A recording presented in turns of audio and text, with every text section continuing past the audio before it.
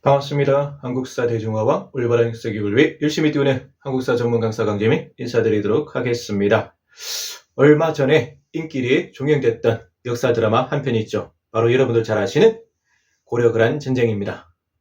제가 고려그란 전쟁 특집으로도 또 많은 이야기를 들려드린 적이 있는데요.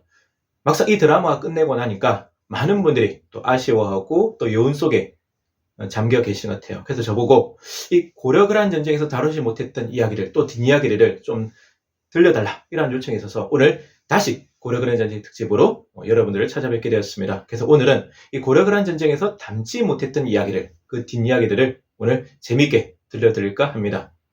먼저 다 아시다시피 이 고려그란 전쟁 드라마는 고려와 그란이 26년 동안 크게 3번 맞붙던 큰 전쟁이죠. 그리고 이 전쟁을 실질적으로 주도했던 사람이 바로 거란 황제 성종인데, 이 거란 황제 성종은 우리에게는 굉장히 부정적 이미지로 각인되어 있습니다. 그럴 수밖에 없죠. 이 전쟁을 실질적으로 주도했고 또 침략의 원흉이지 않습니까? 우리 고려에 엄청난 인적, 물적 피해를 남겼기 때문에 나쁜 사람, 잔인한 사람으로 기억되고 있죠. 게다가 이 전쟁에서 결국 패배했기 때문에 또 무능한 군주라는 또 이미지로 각인되는데, 역사 속 진짜 이 거란 황제 성종의 모습을 오늘 저와 함께 찾아보도록 하겠습니다. 먼저 이 고려그란 전쟁 드라마를 통해서 고려 측 인물들은 많이 재조명되었습니다. 대표적으로 이 드라마의 주인공인 현종이 계시죠. 이 현종은 불우한 어린 시절을 잘 극복하고 힘들게 왕이 되었다가, 그리고 고려그란 전쟁이라는 국난을 슬기롭게 잘 극복하고 고려의 태평성대를 열었던 고려 역사상 최고의 성군 중 한 분을 꼽힌다고 제가 말씀을 드렸습니다. 그래서 이분의 별명이 고려 중흥조예요. 중흥조. 이 중흥조가 뭐냐면 고려를 중흥시켰다. 이렇게 아시면 될 것 같은데, 제가 다음에 다시 한번 이 고려 현종에 대해서 또 말씀드릴 기회가 있을 것 같습니다. 그리고 강감장 장군은 모르시는 분이 없죠. 최고의 영웅입니다. 고려 최고의 명장이자 기주대첩의 영웅, 많은 분들이 잘 알고 계십니다. 문관 출신에도 불구하고 뛰어난 전략 전술과 리더십으로 기주대첩에서 소비압 이끄는 최정예 거란 기병 10만 대군을 전멸시켰던 전설적인 영웅이시죠. 그리고 이 드라마의 정말 백미, 하이라이트는 바로 양규 장군의 재발견 같아요. 여러분, 양규 장군. 그동안은 좀 생소했던 분인데 이 드라마를 통해서 정말 빛을 발하신 분인데, 그 별명이 고려의 이순신 장군이지 않습니까? 근데 그 별명에 걸맞게 조선시대 때 충북 이순신 장군과 삶의 궤적이 너무나도 닮아 있어요. 굉장히 어렵고 불리한 여건 속에서도 소수의 군대로 거란 대군을 연전연파하고 수많은 전과를 얻던 정말 전설적인 장군이시죠. 그 최후도 조선의 충무공 이순신 장군과 너무나도 닮았습니다. 퇴각하는 거란군을 끝까지 추격해서 공격하다가 결국 장렬한 최후를 맞게 됐죠. 그래서 저는 개인적으로 이런 생각도 한번 해봅니다. 고려의 양규 장군이 조선시대 때 충무공 이순신 장군을 환생해서 다시 나라를 구한 것이 아닌가, 이러한 착각이 될 정도로 이 두 분이 닮아 있었던 것이죠. 그리고 우리가 또 잊지 말아야 될 분이 한 분 있죠. 바로 하공진입니다. 제2의 서해라고 불린 이 하공진은 뛰어난 외교 전략 전술로 제2차 고려거란 전쟁 당시 거란군을 퇴각시키는데 결정적 역할을 했고, 이후에 이제 거란의 인질로 끌려갔다가 끝까지 고려에 대한 충절을 지키다가 안타까운 죽음을 맞았던 분이죠. 이렇게 고려 측 인물들은 재발견되고 재조명됐는데 거란 측 인물들은 아직도 널리 알려지지 못했다. 특히 이 전쟁의 실질적인 주도자였던 거란 황제 성종은 잘 모르고 있는 부분이 많습니다. 그래서 오늘 우리가 진짜 역사 속 거란 황제 성종의 모습을 따라가 보도록 하겠습니다. 먼저 이 거란 황제 성종은 정말 대단한 사람입니다. 거란 최고의 성군이자 요 나라의 전성기를 열었던 최전성기를 열었던 최고의 성군이죠. 그리고 전쟁의 신이라는 별명으로 불리는 최고의 또 정복군주다. 완벽한 거죠. 정말 우리나라로 치면 고려의 현종, 조선의 세종대왕에 비견되는 거란 최고의 성군이었다. 정말 충격적인 반전이 아닐 수 없는데, 지금부터 하나하나 차근차근 따라가 보도록 하겠습니다. 이분은 이제 요나라의 제6대 황제입니다. 이 거란이 세운 나라 이름이 요나라지 않습니까? 그러니까 거란이 곧 요나라인데 이 요나라 6대 황제고, 본명은 야율 융서입니다. 한자식 발음이죠. 그리고 12살의 어린 나이에 즉위했기 때문에 처음에는 친정을 하지 못하고 거란 최고의 여걸로 꼽히는 승천태후가 섭정을 합니다. 이후에 이제 본인이 직접 친정하게 되면서 다방면에 걸쳐서 많은 업적들을 남기게 되는 것이죠. 정치, 경제, 군사, 문화, 군사, 각 분야에서 엄청난 업적을 쌓게 됩니다. 그리고 이분은 내치뿐만 아니라 외치도 다 잘했던, 내치와 외치를 전부 다 잘했던 왕인데, 내치를 한번 살펴보면 조세제도를 확립하고 강력한 법치국가를 확립하게 됩니다. 항구지를 개간하고 주민들을 이주시켜서 주민들의 세금을 면제해주는 정책을 펼쳤고, 저는 이 사람의 업적 중에 가장 멋진 게 바로 강력한 법치주의 확립 같아요. 우리가 보통 이게 쉽지가 않거든요. 법 앞에 모든 사람이 평등하다. 말은 쉽지만 현실은 그렇지 못하거든요. 우리 지금 대한민국도 민주공화국이고 민주주의 사회지만 여전히 많은 현실적인 불평등이 존재하고 있는 현실입니다. 그렇지 않습니까? 권력을 가진 사람들, 돈 많은 사람들은 여전히 법망과 수사망을 교묘하게 빠져가고 솜방망이 처벌을 받고 있는 반면에 우리 같은 서민들은 어떻습니까? 조금만 잘못을 저질러도 엄중한 법의 심판을 받게 되는 것이죠. 그런데 하물며 그 옛날 왕정국가였고 전근대국가였던 그 시절, 신분제 사회가 공고한 그 시절에 법 앞에 평등하다. 이 쉽지가 않은데 이걸 실천한 사람이 바로 이 거란 황제 성종입니다. 이 사람이 뭐라고 하냐면 황족이라 할지라도 죄를 범하면 백성처럼 처벌해라. 그러면 쉽지가 않거든요. 굉장히 멋진 말이에요. 황족이라도 죄를 범하면 백성처럼 처벌해라. 그리고 노예라고 할지라도 함부로 죽이지 마라. 그러니까 노예라고 할지라도 죽일 때는 신고하고 허락받고 죽이라 이겁니다. 그럼 이걸 구체적으로 실천하셨어요. 또 대단합니다. 이게 말을 이렇게 멋지게 하는 분은 많은데 구체적인 행동은 못 따라가는 사람들이 많거든요. 정치 지도자들이. 근데 거란 황제 성종을 실제로 이제 행동을 옮겼다는 거죠. 예를 들어서 자신이 딸과 사위 부부, 즉 공주와 부마지 않습니까? 이 공주가 죄를 범해요. 자신의 노예를 함부로 죽이면 안 되는데 죽였습니다. 그러니까 거란 황제 성종이 자기 딸과 사위 부부를 어떻게 처벌하느냐? 딸은 공주 신분에서 군주 신분으로 격하시키고 사위는 관리 책임을 물어서 이제 파면시켜버렸던 거죠. 이러다 보니까 모든 거란 백성들이 거란 황제 성종을 존경하게 되고 나라의 기강이 확실하게 정립되게 된 것이죠.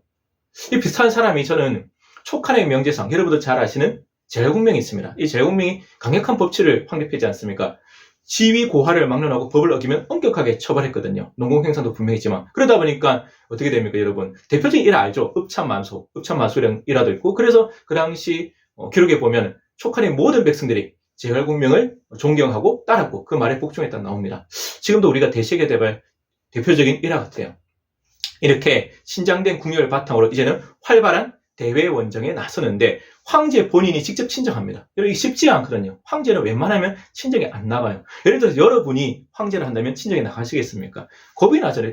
일단 몸이 힘들어요. 그냥 편안히 궁궐에 있으면 되는데 친정 나서 몸이 굉장히 힘들고 피곤해지고 그리고 위험할 수도 있는 상황이죠. 그런데도 불구하고 이 거란 황제 성종은 직접 친정에 나섰고 수많은 전쟁에서 승리를 하는 정말 불패의 신화를 쌓았던 그래서 별명이 전쟁의 신입니다. 정말 믿기 어려운 반전이 한데 어쨌든 전쟁의 신으로 불렀던 사람입니다. 그런데 이 사람이 전쟁의 신으로 불렀던 이 거란 황제 성종이 끝까지 넘지 못했던 나라가 바로 고려라는 사실. 정말 아련한 일이죠. 아무튼 이 거란 황제 성종은 송나라를 거세게 압박합니다. 그 당시 거란의 최대 라이벌이 바로 송이었고 이 송은 그 당시 중원의 패자였죠. 많은 중원의 패자인데 중국의 역대 왕조 중에 최약체로 평가받고 있는 나라입니다. 그러다 보니 일방적으로 이제 거란한테 당할 수밖에 없고 그래서 거란과 송 사이에 전년의 맹이라는 화친조약이 맺어집니다. 이 전년의 맹이 뭐냐면 거란과 송 사이에 맺었던 화친조약인데 송이 일방적으로 굴복한 것이죠. 일단 엄청난 영토를 넘겨줍니다. 화하강 이북, 화북 지방 땅을 넘겨주게 된 거죠. 그러니까 거란의 영토가 이제는 만리장성을 넘어서 중원 지방까지 확대된 중요한 계기가 되었고 이 거란과 송이 형제관계를 맺으면서 송나라가 매년 거란에 대해서 엄청난 공부를 바치게 됩니다.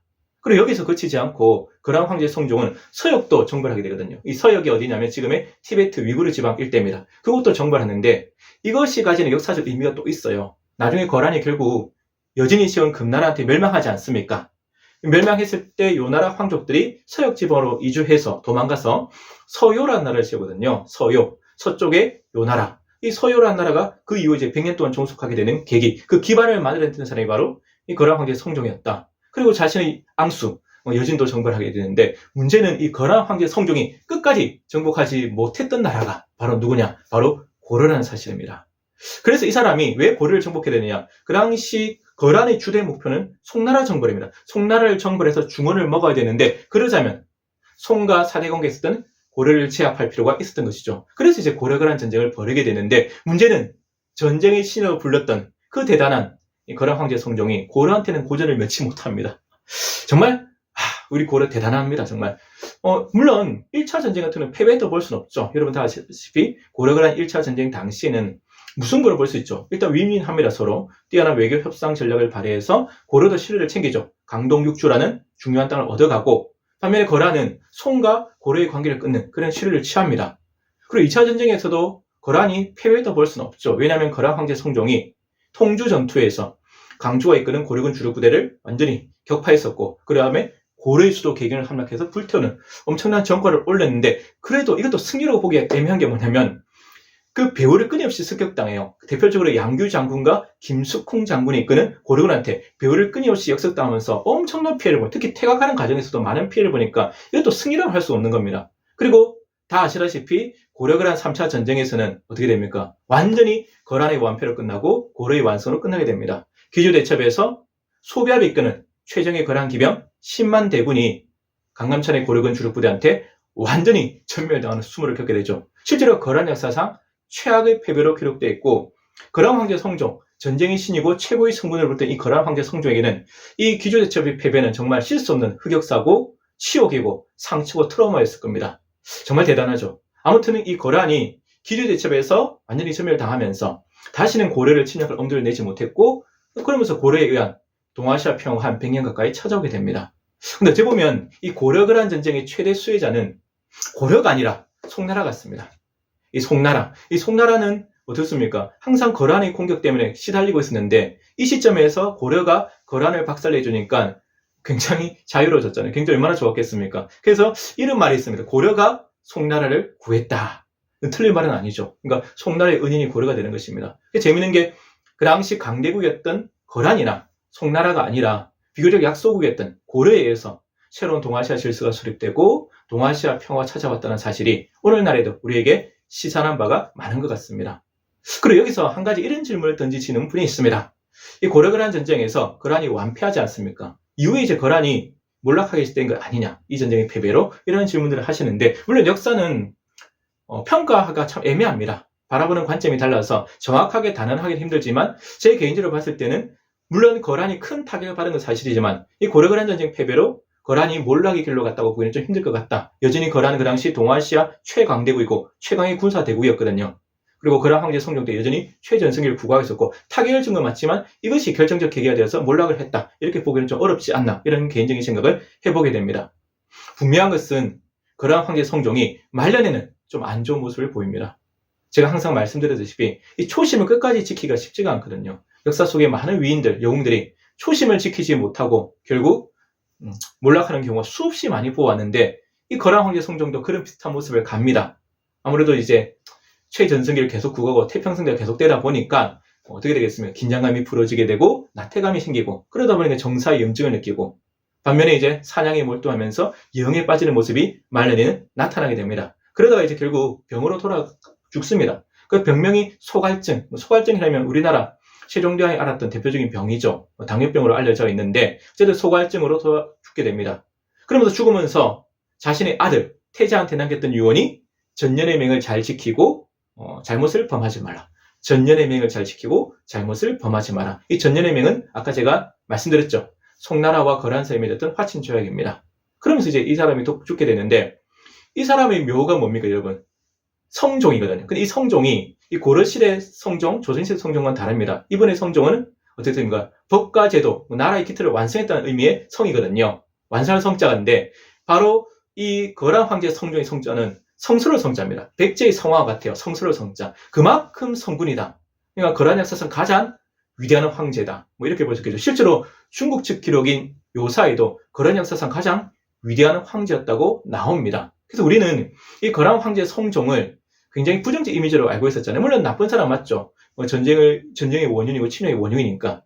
그리고 전쟁에서 패배한 건 맞습니다. 하지만 이 사람이 거란 역사상 가장 위대한 황제였고 성군을 꼽혀있는, 그리고 전쟁의 신을 부를 만큼 위대한 정복 군주였다. 다만 고려한테는 깨졌다. 이 시점에서 오버레이트하는 사람이 저는 한 명 더 있어요.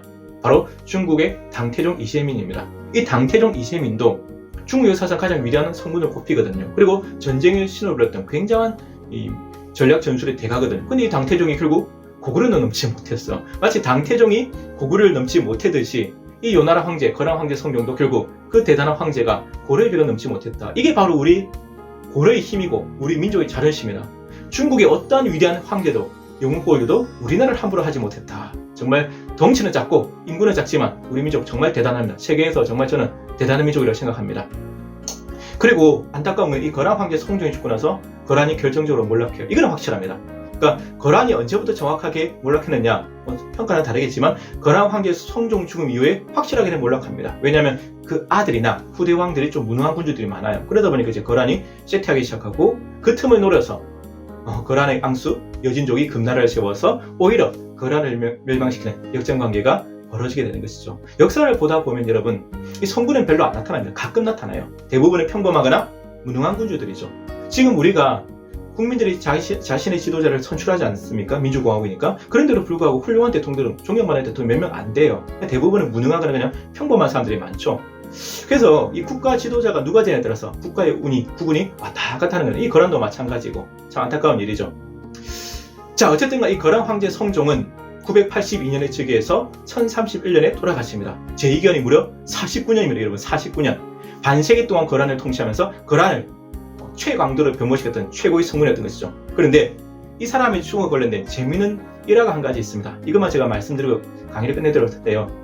1031년에 제가 돌아가셨다고 말씀했잖아요. 이 사람이. 그런데 그 1031년에 고려거란 전쟁의 주역들 세 사람이 동시에 죽게 됩니다. 뭐냐면 1031년 음력 5월에 고려국왕 현종이 그때 돌아가세요.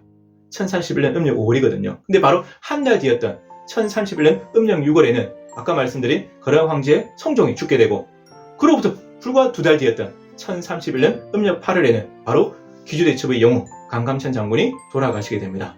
정말 아이러니 아니겠습니까? 고려거란 전쟁의 주역 세 사람이 1031년에 그것도 한 달, 두 달 차이로 연달아 돌아가셨다는 거 정말 기묘한 인연 같습니다. 아무튼 오늘 우리는 이 거란 황제 성종이 역사 속 진짜 모습을 알게 되었습니다. 앞으로도 여러분 더 재밌고 좋은 강의로 여러분들을 찾아뵙도록 하겠습니다. 여러분 항상 건강하시고 행복하십시오. 지금까지 한국사 전문 강사 강재민이었습니다. 여러분 감사합니다.